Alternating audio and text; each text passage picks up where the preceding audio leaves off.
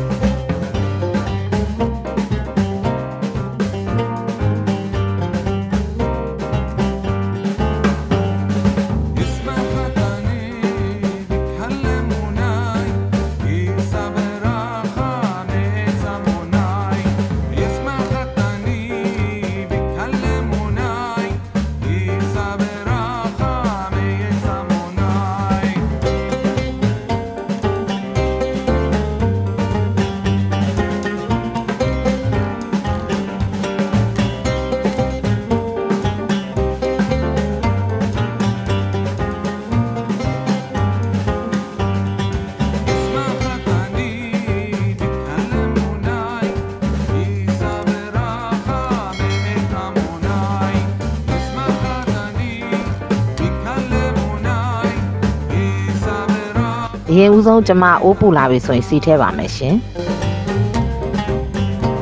စီပူလာပြီဆိုရင်တော့ကျမကြက်သွန်ဖြူပါပါလှီးထားတာလေးထည့်ပါရှင်ကြက်သွန်ဖြူနံလေးမှုေးအောင်လို့အရင်ဆုံးပေါ့နော်မှုေးပေးရပါမယ်ပြီးသွားရင်တော့ကျမပဇွန်ကြောက်အကောင်သေးလေးတွေထည့်ပါရှင်ပြီးတော့မှုေးပေးပါမယ်ရှင်အနံ့လေးကလည်းတော်တော်လေးမှုေးပါတယ်နော်ပဇွန်ကြောက်ကလေးနဲ့ကြက်သွန်ဖြူနဲ့ဆိုတော့ပြီးသွားရင်တော့ကျမစိတ်ထားတဲ့အာလူတွေထည့်ပါရှင်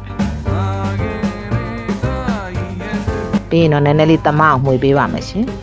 ပြီးသွားရင်တော့ကျမတရုတ်ငပြားကြီးအကြည်ထည့်ပါရှင်အနောက်ရည်ထည့်ပါရှင်ပြီးရင်တော့ကျမခရုစီထည့်ပါမယ်ရှင်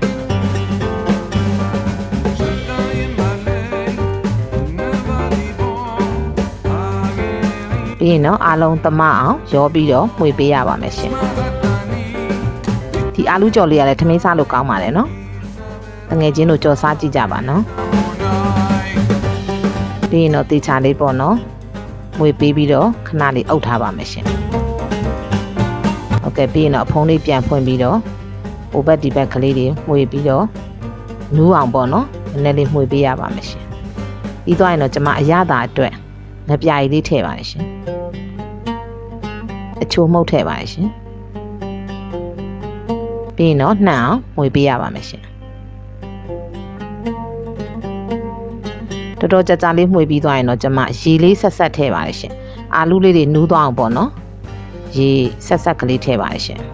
ပြီးရင်တော့အဖုံးလေးအုပ်ပြီးတော့တဲပါမယ်နည်းနည်းလေးဆူလာပြီဆိုရင်တော့ကျမအဖုံးလေးပြန်ဖွင့်ပြီးတော့မှုေးပေးရပါမယ်ရှင်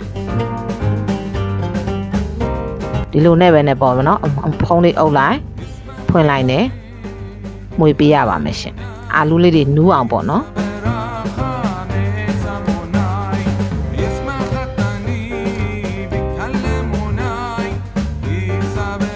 နည်းနည်းလေးရေခမ်းတဲ့အထိအာလူလေးနူးတဲ့အထိတည်ပေးရပါမယ်ရှင်ပြီးသွားရင်တော့ကျမတရုတ်မဆလာအုပ်ပါတယ်ရှင်ကြာမင်းတရုတ်မဆလာအုပ်ပါတယ်ရှင်အနံလေးမှုေးလေးနဲ့ပေါ့နော်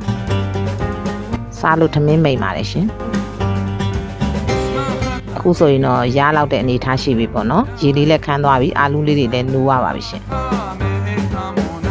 ခုဆိုရင်တော့အရသာကောင်းမွန်နဲ့အာလူတရုံမကြော်လေးရပါပြီရှင်ကျမရဲ့ဗီဒီယိုလေးတွေကိုကြိုက်နှစ်သက်တယ်ဆိုရင်တော့ like and subscribe လေးလုပ်ပြီးတော့အားပေးခဲ့ကြပါအောင်နော်